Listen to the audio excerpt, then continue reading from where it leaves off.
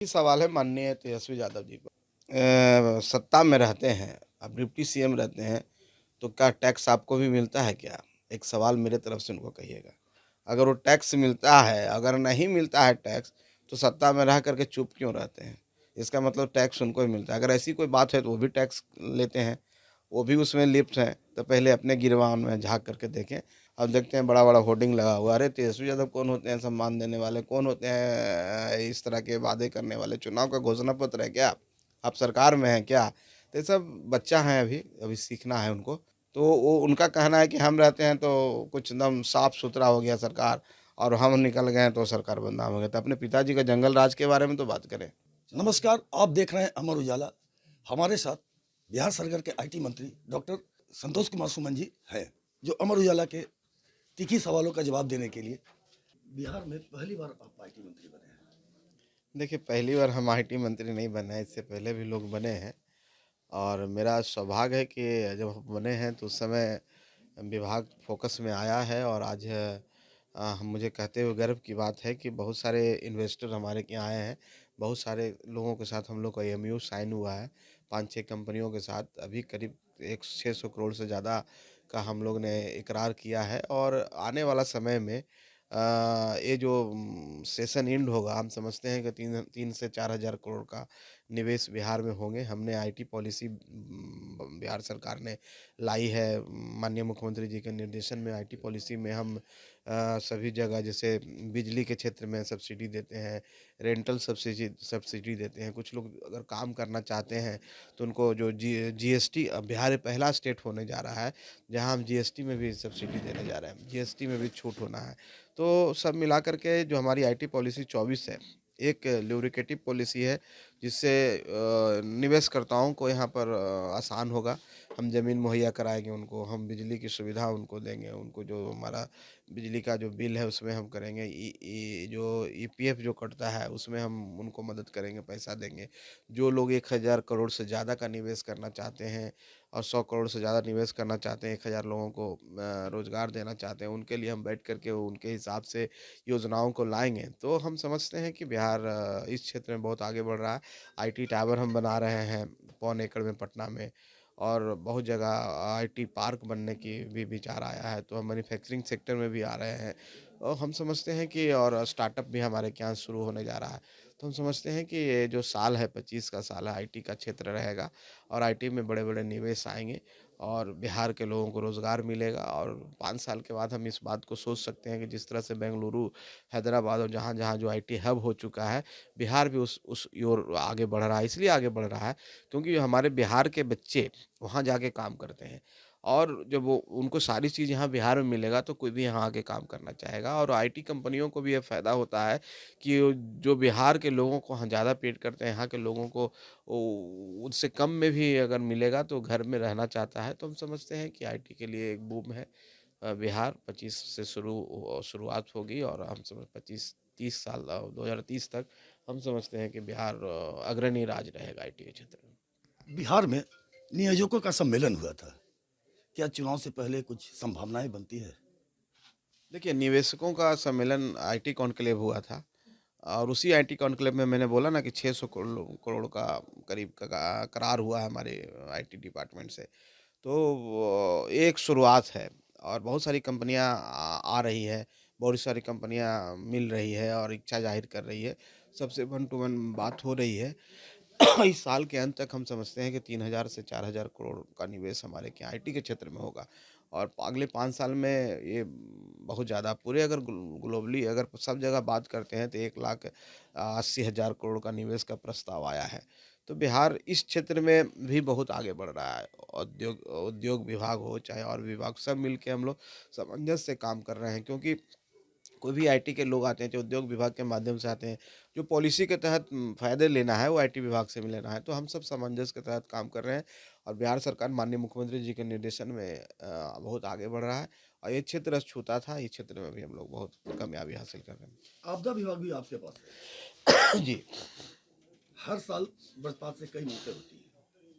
इस दिशा में सरकार क्या कर रही है? देखिए, जो भी आपदा होती है और आपदा की सूचना एक लेयर बना हुआ है, अनुश्रवण कमेटी है यहाँ डीएम के माध्यम से, सीओ के माध्यम से जो भी बातें आपदा विभाग में आती है, जितने भी आपदाएँ किसी तरह की भी होती है, तो सबका मुआवज़ा मिलता है, सबका बना हुआ है। माननीय मुख्यमंत्री जी ने साफ कहा है कि बिहार के खजाना पर, देश के राज के खजाने पर आपदा पीड़ितों का हक है।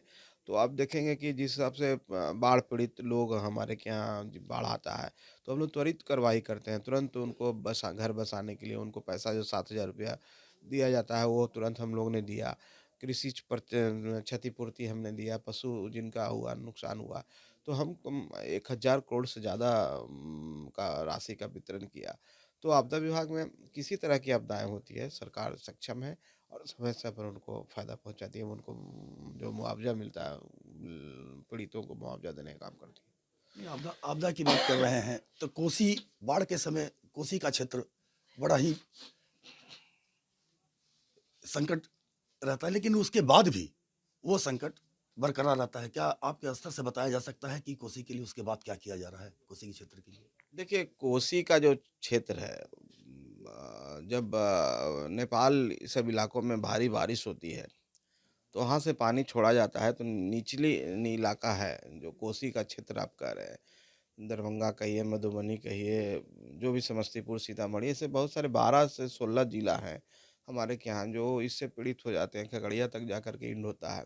तो मैंने कहा ना कि वो जो एक तो आपदा है, आपदा प्राकृतिक आपदा जब आती है तो किसी को कंट्रोल में नहीं रहता। हम लोग कोशिश करते हैं कि उसको कंट्रोल कर सकें, हम लोग कोशिश करते हैं कि उनको उसमें ज़्यादा से ज़्यादा सुविधा मुहैया करा सकें। तो बिहार सरकार के स्तर से आपदा विभाग के तरफ से ऐसी कोई कमी छोड़ी नहीं जाती है।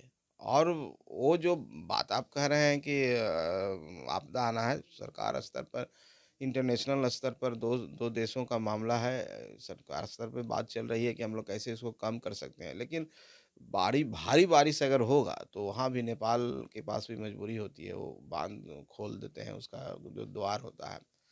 और ये हमेशा नहीं होता है, मान लीजिए कि कभी-कभी 2 साल, 3 साल, 4 साल, 10 साल पर होता है। इस बार बाढ़ आया लेकिन हम लोगों ने बहुत अच्छे तरह से कंट्रोल किया और हमारे के एनडीआरएफ, एसडीआरएफ की टीमें रहती है। हमारे के यहाँ जल संसाधन विभाग भी उस समय तैयार रहता है। अगर हमारे पास जो भी सूचनाएँ आई है और जो भी अनुसंधान समिति और वहाँ के एसडीओ और वहाँ के प्रशासन के द्वारा जो भी लोगों को, लाभुकों को, जो भी पीड़ित व्यक्ति हैं, वो जो भी हमारे पास लिस्ट आया है, हम लोग सरकार एक माननीय मुख्यमंत्री जी के एक क्लिक पर सबके पास राशि आवंटित कर दी गई है, पहुँचा दिया गया है। उसके बाद भी कुछ लोग छूटे हैं, तो उसका उसका भी छानबीन किया जाता है और उसके बारे में भी पोर्टल खोला जाता है समय-समय पर।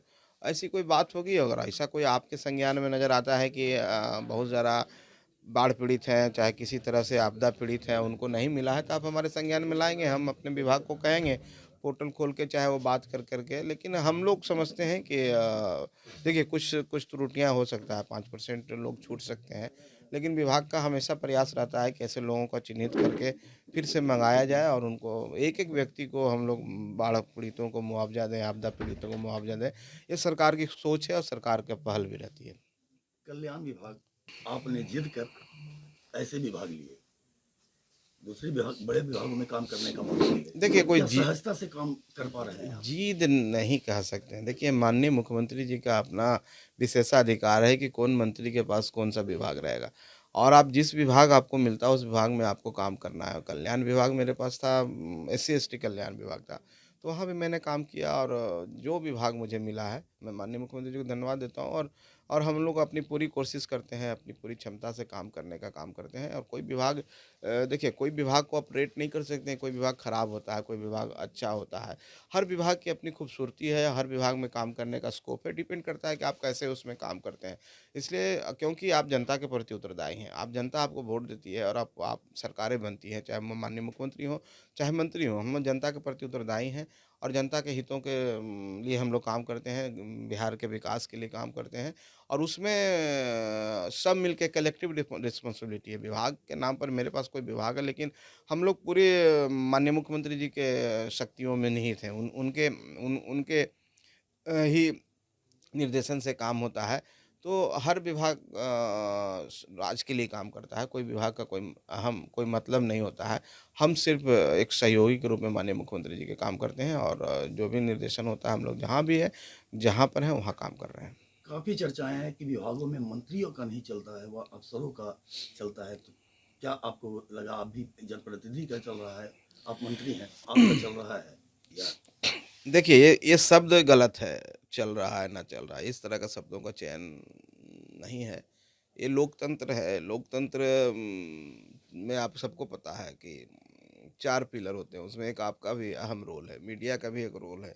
लेकिन 3 जिसको हम विधायिका बोलते हैं, जिसको लेजिस्लेशन बोलते हैं, ब्यूरोक्रेसी हो गया, न्यायपालिका हो गया, ये हमारी ये संविधान की खूबसूरती है कि इसको चेक एंड बैलेंस कर के चलाया जाता है। हर हर एक दूसरे के ऊपर हर का लगाम रहता है और इससे इसलिए किया जाता है कि कोई करप्शन ना हो, भ्रष्टाचार ना हो और हम समझते हैं कि सब विभाग एक दूसरे के अथी से चलता है। कोई ब्यूरोक्रेसी जिसको आप प्रधान सचिव, प्रधान महासचिव, प्रधान सचिव जिसको कहते हैं, प्रिंसिपल सेक्रेटरी बोलते हैं और लेजिस्लेशन जिसको मंत्री बोलते हैं, माननीय मुख्यमंत्री होते हैं।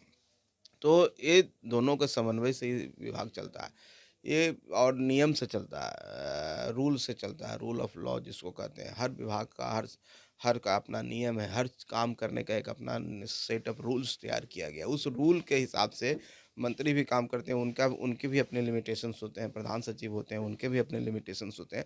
उस लिमिटेशन के अंदर काम किया जाता है और उसमें कहीं पर कोई द्वंद्व नहीं है और सामंजस्य के साथ ही काम होता है। सरकार जब इतना अच्छा काम कर रही है, सरकार जब सुशासन की सरकार है, यहाँ शांति है, रोज़गार मिल रहा है, तो इसका मतलब है कि समन्वय भी स्थापित है। अगर समन्वय स्थापित नहीं रहेगा तो कोई काम नहीं होगा। इसलिए ये सब बाहर में बातें आती रहती है, कहीं पर एक्सेप्शन कुछ न कुछ ऐसी बातें नज़र आ जाती है, जिसमें द्वंद्वता आती है, जिसमें भिन्नता आती है। तो ये आप कह सकते हैं कि एक्सेप्शंस हैं, एक्सेप्शंस को हम लेके नहीं चलेंगे, लेकिन एक्सेप्शंस भी अगर होते हैं तो माननीय मुख्यमंत्री जी के स्तर से उसको सॉल्व किया जाता है। इसलिए ऐसी कोई बात नहीं है, सरकार बहुत अच्छे तरीके से और समन्वय के साथ चलती है।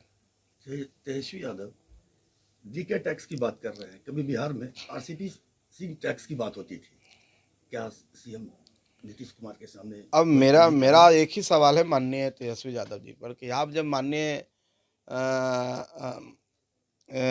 सत्ता में रहते हैं, आप डिप्टी सीएम रहते हैं, तो क्या टैक्स आपको भी मिलता है क्या? एक सवाल मेरे तरफ से उनको कहिएगा। अगर वो टैक्स मिलता है, अगर नहीं मिलता है टैक्स, तो सत्ता में रह कर के चुप क्यों रहते हैं? इसका मतलब टैक्स उनको ही मिलता है। अगर ऐसी कोई बात है तो वो भी टैक्स लेते हैं, वो भी उसमें लिप्त हैं, तो पहले अपने गिरबान में झाँक करके देखें। देखिए किसी बाहर निकल जाइए और बाहर निकल कर के आरोप प्रत्यारोप करने लगिए, नामाकरण कर दीजिए, कभी आरसीपी सिम टैक्स कर दीजिए, कभी डीके टैक्स बोल दीजिए और सत्ता में रहिए तो चुप रहिए। इसका मतलब है कि टैक्स आप भी लेते हैं अगर ऐसी कोई बात है तो। लेकिन ऐसे फिजूल की बातें हैं, ये सब ऐसी कोई बातें नहीं है। आप विपक्ष में हैं तो कुछ न कुछ बोलना है, जनता को बरगला देना है। क्षमता है नहीं, अब कह देते हैं कि माई बहन सम्मान योजना हम लाएंगे, माई बहन। अब देखते हैं बड़ा बड़ा होर्डिंग लगा हुआ, अरे तेजस्वी यादव कौन होते हैं सम्मान देने वाले, कौन होते हैं इस तरह के वादे करने वाले? चुनाव का घोषणा पत्र है क्या? आप सरकार में हैं क्या? तो ये सब बच्चा हैं, अभी सीखना है उनको, अभी परिपक्वता नहीं आई है। अभी बिहार 10 साल और घूमेंगे, 10 से 15 साल के बाद जनता का आशीर्वाद प्राप्त करेंगे तो मौका मिल सकता है। हड़बड़ाहट नहीं होनी चाहिए, क्योंकि कोई चीज़ इतनी जल्दी से, बेचैनी से कुछ नहीं होता। सपने देखने से सब हर सपना साकार नहीं होता, उसके लिए काम करना पड़ता है, उसके लिए मेहनत करना पड़ता है। तेजस्वी यादव जी को मेहनत करना चाहिए, ये सब फालतू की बातों को छोड़ दे। कौन टैक्स फोन टैक्स, इसका सत्ता में तो भी 2 बार डिप्टी सीएम बनने का मौका मिला है बिहार में माननीय मुख्यमंत्री जी के रहमो करम पर। तो जब उनको 2 बार मौका मिला है तो वो चुप क्यों हो जाते थे उस समय? वहाँ जा कर के बोलते ना। तो वो उनका कहना है कि हम रहते हैं तो कुछ एकदम साफ सुथरा हो गया सरकार और हम निकल गए तो सरकार बदनाम हो गया। तो अपने पिताजी का जंगल राज के बारे में तो बात करें। अमर उजाला जीवांजलि के सारथी की मदद लें और महाकुंभ में स्नान जरूर करें।